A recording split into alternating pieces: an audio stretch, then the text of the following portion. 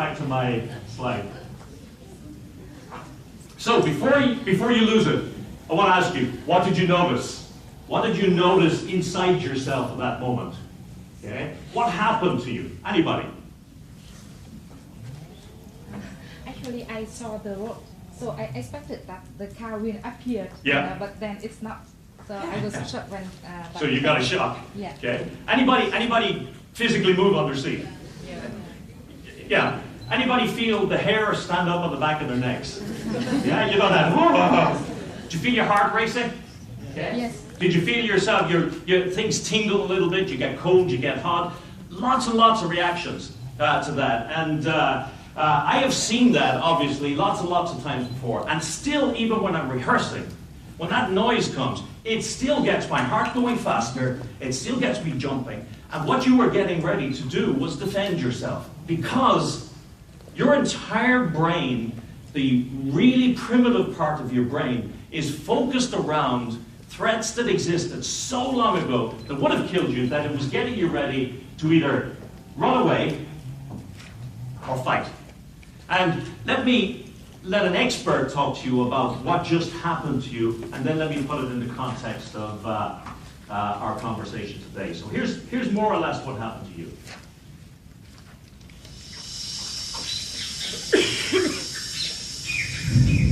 Fear is so important for our survival, we do something absolutely remarkable. Our bodies begin to react to a threat before we're even consciously aware of what the threat might be. Because when we're faced with danger, milliseconds count.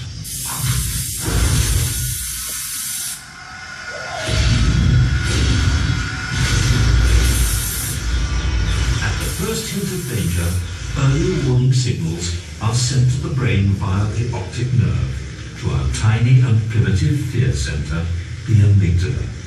This prepares our body for action. Next, nerve pulses are fired down the spinal cord to the adrenal glands near our kidneys. This triggers a release of adrenaline. Now we're on full alert. Adrenaline is the vital hormone that can flood our body in a split second. As it reaches our lungs, we breathe more deeply and take in more oxygen. It also makes our heart beat faster. Oxygen-rich blood is diverted to our muscles. They are now charged springs, waiting for the signal to run or fight. All this before our conscious mind has even registered a threat. This reaction to fear has evolved over millions of years and is known as the fight or flight response. Now, I had a bad thing there. I cut the video off too quickly for you to see. The reason he went was because the snake was actually a coil of vine hanging on the tree. It wasn't a threat to him, but in a split second, his body took off saying, oh my God, there's a freaking snake there, I'm gonna die. And he got charged up. And when you got that fright, your heart started racing. You were filled with adrenaline. You were filled with cortisol, I should say, stress hormone. Your heart started going faster. In general, you got ready to respond to something in one of two ways. Beat it up or run the hell away from it. The real problem with our systems is that this tiny little organ here, that amygdala, as he calls it, the fear control center, developed so long ago. It developed when our predecessors were just reptiles, and when the only thing they had to worry about, was things like predators maybe flying overhead, trying to eat them. And we programmed that it cut out any sort of conscious thought, and it just puts you on autopilot. Well, the problem with us in our modern age is that we don't know the difference between those sort of life-threatening situations and situations like the boss saying, I want to see you in my office. We get the same reaction when we get that email that says, there's something I want to talk to you, it's very, very important. We get that same, let me tell you, in Ireland, the taxation authorities use a harp as their logo. You know what I mean, a harp, like the musical instrument. And they use very cheap brown envelopes and a heart on it. And just before I left to come on this trip, one of those dropped into the hall. Now, there are certain times of year when you expect that.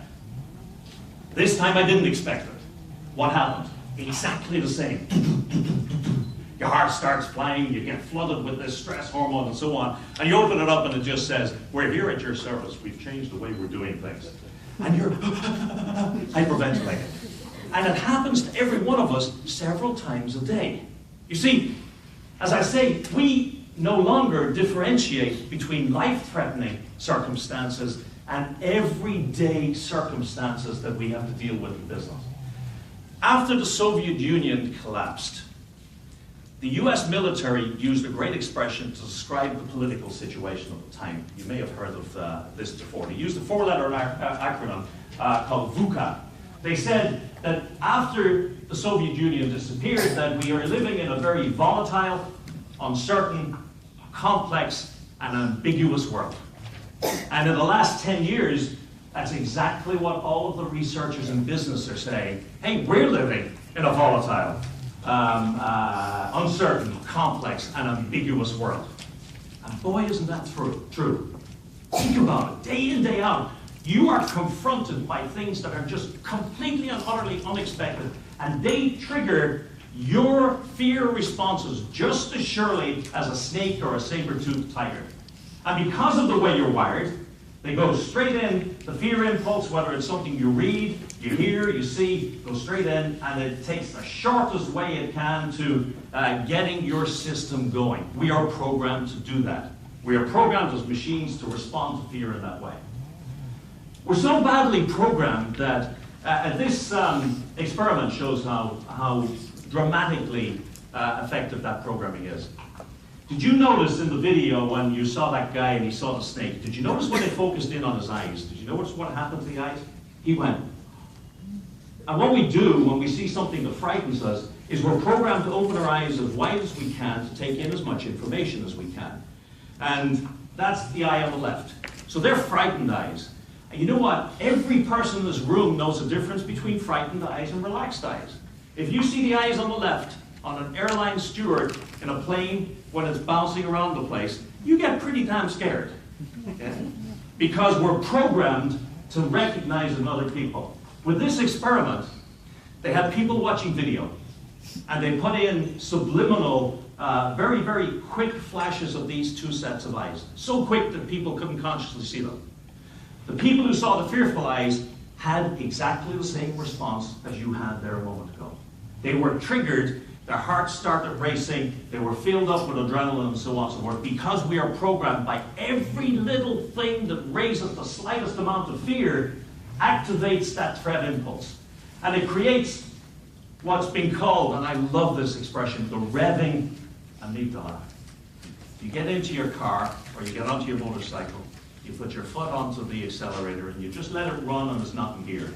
And all you're doing is making noise, burning fuel, creating pollution. Most of us in the business world live in such a volatile and complex and dangerous world in one way that our amygdala is continually triggered. It's always on. We're always on a state of heightened alert. And that is really bad. Because what that results in is there's only one outcome. First time you get triggered, your body says, I'm going to shut down your digestive system, I'm going to shut down your kidneys, I'm going to shut down your liver, I'm going to shut down everything except your legs and your heart, everything that you need to get out of here, and it helps you deal with the stress. When you do that too many times, you get to a point where you have no reserves left to deal with the stress. And then you pick up Harvard Business Review, and you know what it calls it? Burnout. And we've all been there. Sometimes you get to the end of a week, you know that feeling when you feel, I can't take any more of this. One more thing is going to finish. It's going to be enough. That's because you're on constant alert. You watch animals in the jungle.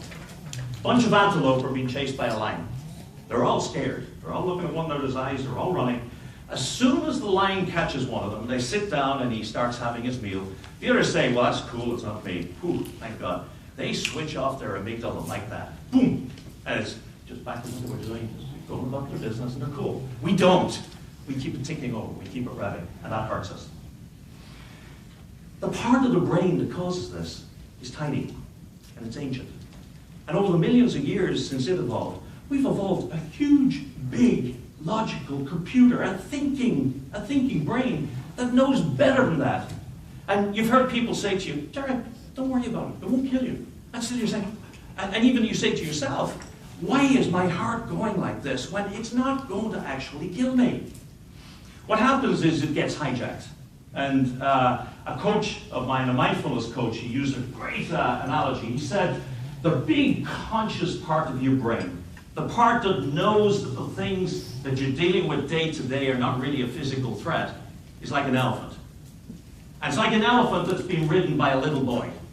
That little ancient part of the brain takes over and controls the part that knows better. And our challenge is to regain that control. Here's the piece I'm talking about. Right behind your forehead is who you are, what you are, how you think, how you respond to the world day in, day out, your frontal lobe. And research has shown that when your right frontal lobe is active, you feel anxious, you feel worried, you feel stressed.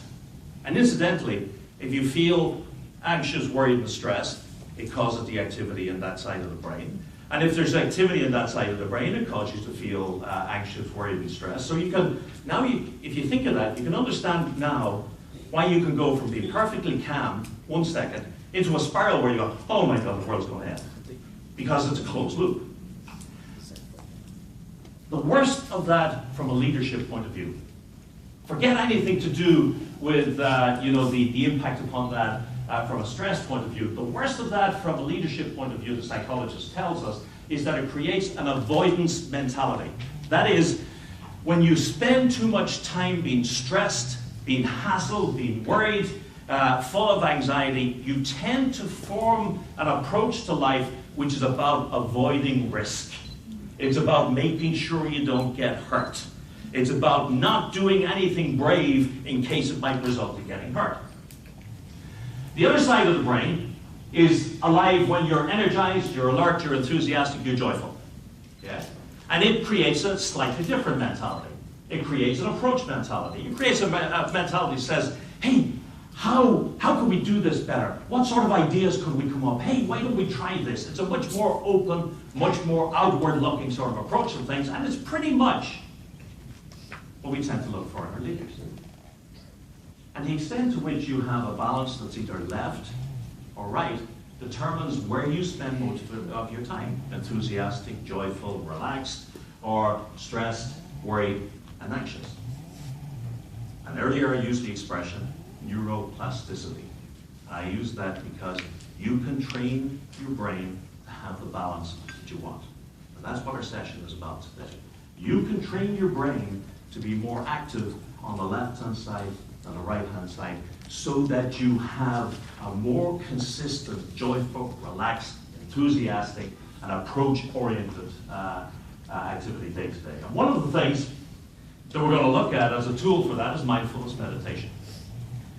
All of the research, and there's about 30 years of research from the West, shows that it increases left frontal activity, it increases approach mode response, reduces right frontal activity, decreases avoidance. Bottom line, mindfulness meditation balances out that primitive side of the brain. It actually switches you so that instead of everything going directly from that little fear center straight down and getting your machine running and getting your engine running, that you can actually respond a little bit and say, you know what? That's just a rope. There's no need to get upset. You know what? There may be nothing bad in that letter after all. So that's why we're looking at this as a tool today. Now, I'm not going to read through all these slides. You don't need to read through all these slides. You have a copy in front of you. Let me just tell you, I've summarized in 2 slides the balance of what are the benefits when you stop your amygdala running and you encourage left frontal lobe activity. Bottom line is, it becomes a much better life. And as leaders, you become much more open, much more enthusiastic, much more joyful, much more engaged, and so on and so forth. So, your circuitry, as I say, is just basically the machine, if you like, that you are. Let's look at the inner content. They talk about, in this model, they talk about the fact that we are all continually full of raw emotions, gut reactions, and that inner dialogue. Now, at its most negative, that inner dialogue runs like this. It's kind of, I really should have done that. I wish I would have done that. Oh, I could have done that. Or if only I didn't do that. And we all go there somewhere, sometime. And there are days when you say, oh my God, I'm wonderful. I'm the best person I know. Things are going to be great. It's going to work out fine. And here's the most important thing to recognize, is that the quality and the tone of your inner dialogue very much determines the way that you behave day to day. It determines who shows up as a leader. So it means that even if you understand what behaviors you should be deploying from a competency model, if you don't have some way of engaging to work with that inner content, well then there is a silent factor at work that is going to sabotage you. How many people here have any sort of leadership responsibility? Many. So would it be fair to say that sometime in the last couple of weeks or months you've had one of these days? Where you think, oh dear God, oh my God, and just the wheels come off and everything just goes wrong. And what happens when we get into that situation where we're pulling our hair out is sometimes we run off talking to ourselves saying, oh, what if, for example, your client calls up and they say, we're not renewing that contract. Oh, what if Samsung don't renew the contract? And what if Profiles don't renew the contract? And what if I can't make my quota? And what if I can't make my quota for a year in a row? And what if I lose my job? And what if I lose my job and I can't pay my bills? And what if I end up on the street and blah, blah, blah, blah, blah. And people love to catastrophize. We all do it sometimes. The what if, where we're looking into the future and thinking the worst possible thing that could happen. Or sometimes we look into the past and we do the, if only I hadn't done that. I wish I had said this instead of that. And instead of being here where we can do something about the future, we're living in an artificial future that doesn't yet exist, or we're living in a past that we can do nothing about. What do we do generally in reaction to that? When things go wrong, situations fall apart, what we are programmed to do by the way we've been trained over time, and by leadership culture in general, is we speed up. We say, I'll just do more. And you pile it on, and somehow it's the only reaction we can think of, and it ends only one way. Once again, it's burnout. Yeah. Or what about somebody walks into the office and they say something innocent? Well, actually, let's not talk about the office. Have you ever gone home to the person that you love, and they say something that's innocent, and you go, what the hell do you mean by, how can you say that to me? Good God. And you're responding before you've even thought about it. And about 10 seconds into your rant, you think, what the hell am I doing?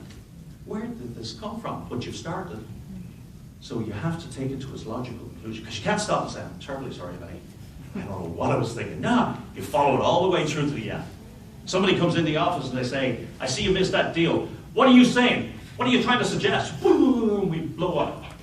In all of those situations, the problem is one of reacting to stimuli. Something happens, and because we are wired the way we're wired, the dialogue takes off at 1,000,000 miles an hour, and we get as fast as we can to the fastest reaction we can, we explode. Whereas really what we should be doing is saying, okay, what's actually going on? What's going on in this moment? Why am I feeling this way? Should be slowing things down and then saying, now, what will I do next? And that's really what mindfulness is. It's tuning back to the moment and choosing to react, I beg your pardon, to respond to things in a positive way rather than react to them. Viktor Frankl spent a lot of time in the concentration camps in Germany during the Second World War, and that's a really fabulous book. It's a difficult read at times, fabulous book to read. But he makes a point. He said that things happen very, very quickly. But between every stimulus and every reaction, there's a small gap. And if you can stop things long enough to insert yourself into that gap, you can choose how you're going to respond. And another thing that he says in the book is, it's not what happens to you that determines how your life turns out. It's how you respond to what happens to you. So what if you could recognize the stimulus, recognize that somebody is saying something to you and is having an effect on you, and you can say, oh, look, I'm starting to feel angry. What's that all about? What does that feel like? And then you could, instead of going on autopilot, you could say intentionally, here's what I need to do. Here's the way I'm going to respond to that. That's what we're about today. We talk a lot in management circles and leadership circles today about resilience. We want resilient leaders. What does resilient leader mean? It means they bounce back. It means when things go wrong and go negative or things get angry, that they come back and they keep going. If you can find a way to insert yourself into the space between a stimulus and a reaction, make that reaction a response, you are a resilient leader. So, the model from the Center for Creative Leadership says that inner content is going all the time, you can't stop it. It's going to run all the time, you just can't stop it. Your circuitry is going to run all the time, you can't stop that. You've got to consciously engage with it. They say basically, recognize that with awareness and practice, by building awareness of what's going on inside you, you can harness the possibility of responding instead of reacting to the world around you. And that's all we're talking about today, is that awareness. How many people here have read about emotional intelligence? Almost everybody. I don't know what your reaction was, but my reaction when I read that book was, wow, this is fantastic. I now know exactly what I need to do. Charles Revson, who founded Revlon Cosmetics, had a famous quotation. He said, I'm like a mosquito in a nudist colony.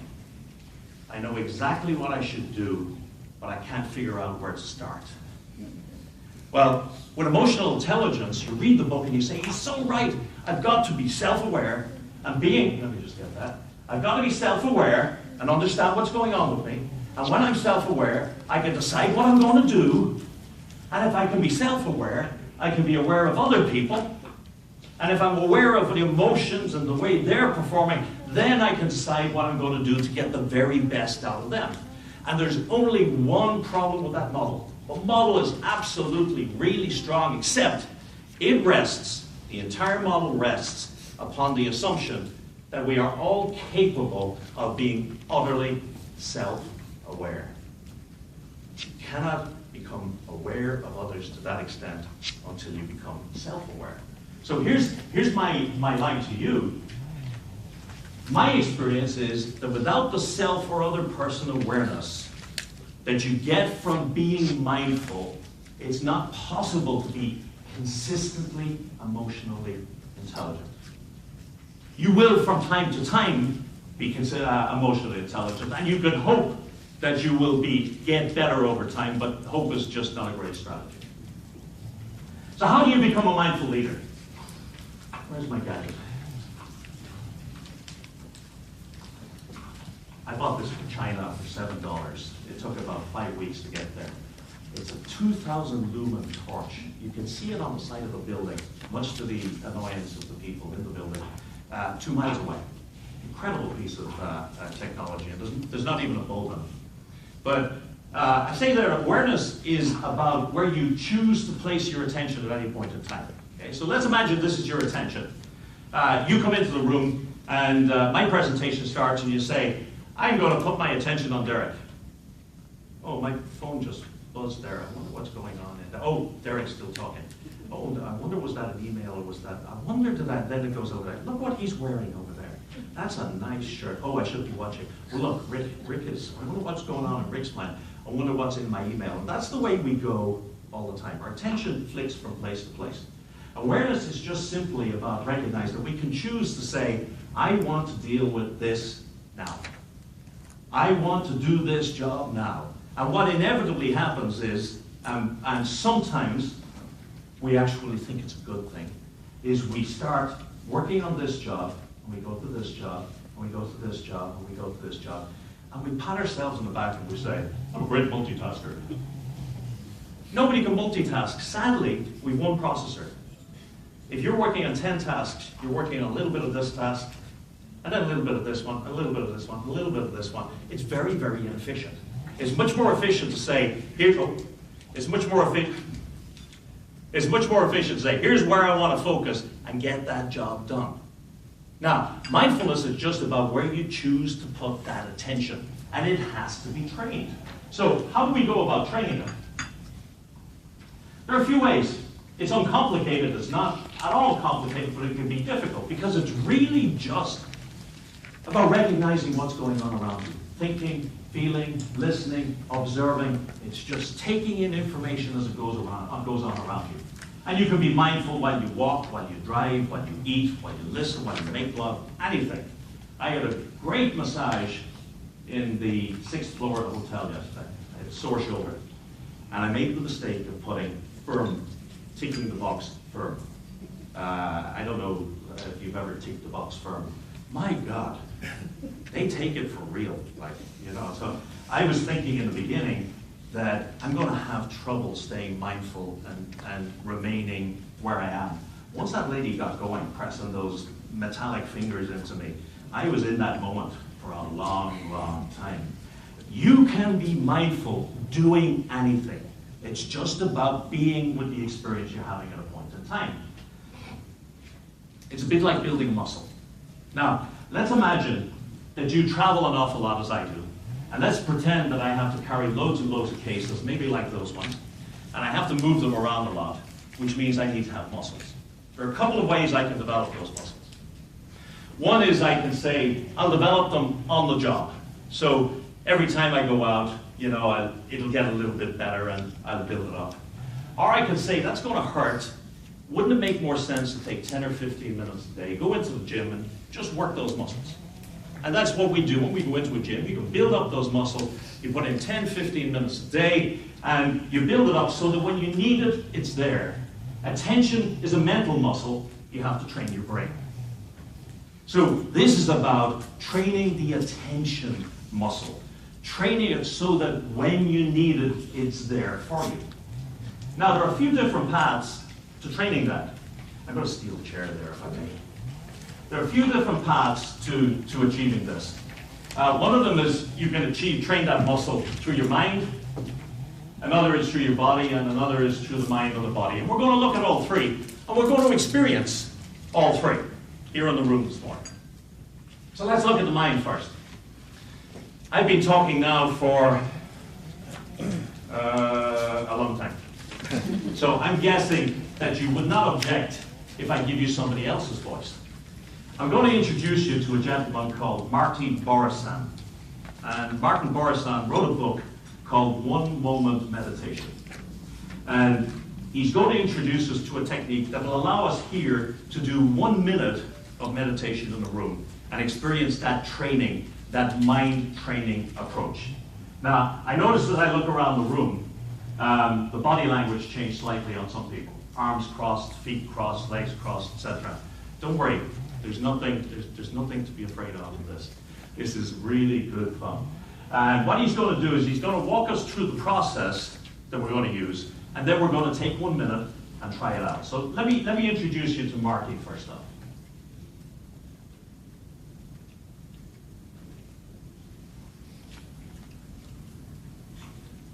Since you're watching this video, I'll bet you want to meditate but don't have time. Maybe you've tried to meditate, but had some trouble. Maybe you had a wonderful experience meditating over there, but just can't find that same feeling over here. Well, my name is Marty Borisan, and in this video I'm going to introduce you to the technique of 1 moment meditation. Then you can meditate whenever you need to. Like when you're feeling stressed, or feeling angry. Maybe you're having trouble sleeping, or you're feeling anxious,